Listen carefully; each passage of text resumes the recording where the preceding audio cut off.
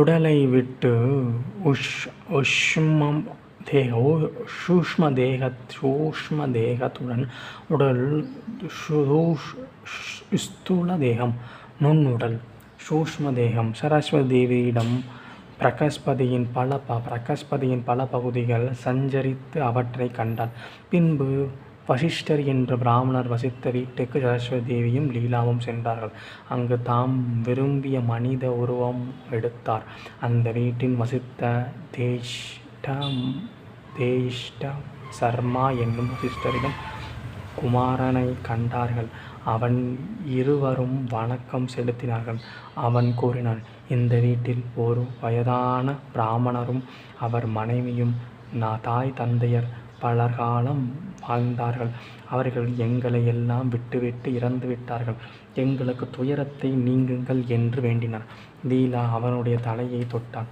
உடனே அவனின் துன்பமெல்லாம் கொடியில் மழை பெய்ந்தவுடன் எப்படி சூடு தணியுமோ அதுபோல நீங்கியது. பின்பு அந்த இருவரும் லீலாவும் சரஸ்வதியும் அங்கிருந்து மறைந்தார்கள். சரஸ்வதி கூறினார், லீலா, நீ அறிய வேண்டியதை அறிய கொண்டாய். பார்க்கும் உலகின் மாயத்தை புரிந்து கொண்டாய். பிரம்ம நிலையை உணர்ந்தாய். உனக்கு இன்னும் என்ன வேண்டும்? லீலா கேட்டார். என் கணவர் இப்போது ஆளும் ராஜ்யத்தை நான் பார்க்கும்போது அவரால் பார்க்க முடியவில்லை. என்னை அவரால் பார்க்க முடியவில்லை. இப்பொழுது என் முற்பிறவி குழந்தைகளை காண முடிகிறது. இதற்கு காரணம் என்ன? சரஸ்வதி தேவி கூறினார், பயிற்சியின்மையால் உன் மனதின் நினைவுகள் வாசனைகள் அழியவில்லை. முதலில் நான் லீலா என்றும் எண்ணம் உன்னிடம் மறையவில்லை. இப்பொழுது உன்னிடம் சித்திகள் வந்துள்ளன. ஆனால் உன் குழந்தைகளை காணும் திறனை பெற்றுள்ளாய். நீ இப்பொழுது உன் கணவனின் ராஜ்யத்திற்கு சென்றால் அவனுடைய பேசலாம். லீலா கூறினாள், இப்பொழுது என்னுடைய எல்லா நினைவுகளையும் பார்க்க முடிகிறது. நான் பிரம்மத்திலிருந்து பிறந்த முதல் சுமார் 800 பிறவிகள் பலவிதமாக பிறவிகளுள்ளேன். அவைகள் காண முடிகிறது. மனிதனாகவும் மிருகமாகவும் பறவையாகவும் அரசனாகவும் வாழ்ந்துள்ளேன். பலவித கஷ்டங்களை அனுபவித்துள்ளேன். இப்படி பேசிக்கொண்டே சரஸ்வதி தேவியின் லீலாவும்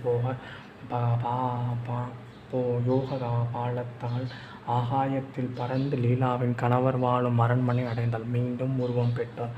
இந்நிலையில் பக்கத்து நாட்டு அரசன் தன் நாட்டின் மீது போர் தொடுத்தான்.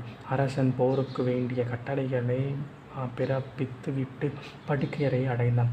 அங்கு அவனின் முதற் பிறவி மனைவி லீலாவையும் சரஸ்வதி தேவியையும் கண்டு ஆச்சரியப்பட்டான். சரஸ்வதி தேவியை வணங்கினார். சரஸ்வதி தேவி அங்கிருந்து மந்திரியுடன் அந்த அரசனின் பூர்வீக ஜன்மங்களை பற்றி வம்சாவளி பற்றி கூறினார். சரஸ்வதி தேவி அந்த அரசனுடைய நெற்றி பொட்டை தொட்டவுடன் அவனுக்கு பழைய நினைவுகள் போன ஜென்ம ஞாபகம் வந்தது. வேறு உடம்புடன் லீலாவும் வாழ்ந்ததை நினைவுபடுத்தி கொண்டான். சரஸ்வதி தேவி கூறினார், நீ ஒரு பிறவியில் லீலாவுடன் கூடி வாழ்ந்தாய். இறந்தவுடன் உன் நினைவை அளித்தன. இப்போது புதிய வாழ்க்கையை 70 வருடங்களாக வாழ்ந்துள்ள நினைக்கிறாய். ஆனால் அவை யாவும் மாயை. நீ பிறக்கவும் இல்லை, இறக்கவும் இல்லை. உலகம் பூராவும் நிறைந்த பிரம்மத்தின் அங்கம் என்று உணர். மனதின் ஞானமில்லாதவன், உண்மையை அறியாதவன் காணும் உலகை உண்மை என்று நினைக்கிறான். எப்படி குழந்தை பூதம் பிசாசு என்று மனதில் கற்பனை பண்ணி கொண்டு கஷ்டப்படுகிறதோ அப்படி அறிவில்லாத மனிதர்கள் கஷ்டப்படுகிறார்கள். மனம், அகங்காரம் யாவையும் மனிதனின் கற்பனைகள். உண்மையில் எங்கும் நிறைந்திருப்பது பிரம்மமே ஆகும். அதுவே பலவற்றை காணப்படுகிறது. லீலாவும் இதனை நான் லீலாவுக்காக இதனை நான் விளக்குகிறேன். உலகில் மாயையை காட்டினேன். அரசன் சரஸ்வதி தேவியை வேண்டினான். அவளுக்கு அவனுடைய ஆசி கூறி வேண்டிய வரமளித்தார். அரசன் சரஸ்வதி தேவியிடம் கேட்டான், நான் எப்பொழுது இந்த உடலை நீப்பேன்? எப்பொழுது பத்மா உடலை மீண்டும் அடைவேன் என்று கூறினார். சரஸ்வதி தேவி கூறினார், நீ இந்த போரில் கொல்லப்படுவாய். நீ உன் பழைய ராஜ்யத்தை அடைவாய். வசிஷ்டர் மேலும் கூறினார், அப்போது மன்னரிடம் சேவகன் வந்து எதிரி மன்னன் அரண்மனைக்குள் நுழைந்து விட்டாராக கூறினான். அந்நிலையை மன்னன் மனைவி அவனுடைய அறைக்குள் நுழைத்தாள். அப்பொழுது லீலா தன்னை போன்ற உருவம் கொண்டு மற்றொரு பெண் இருப்பதை கண்டாள்.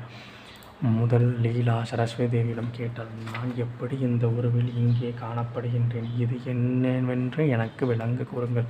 சரஸ்வதி தேவி சொன்னார். நீ கணவர் இறக்கும்போது மனதில் நினைத்தபடி இங்கு நடைபெறும் அவையோ வடிவம் பெறுகின்றாய். கனவு விழிப்பு நிலை அளிக்கிறது.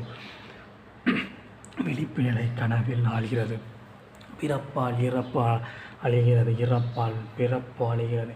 ஆகையால் இவை யாவும் இருப்பது இல்லை, இல்லாமலும் இல்லை. எல்லா மனதின் கற்பனை. சிலவற்றை இப்போது அனுபவிக்கின்றோம், பலவற்றை முன்னால் அனுபவித்தோம்.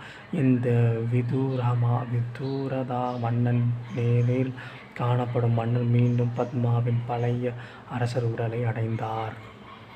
ஓம் சாந்தி சாந்தி சாந்தி.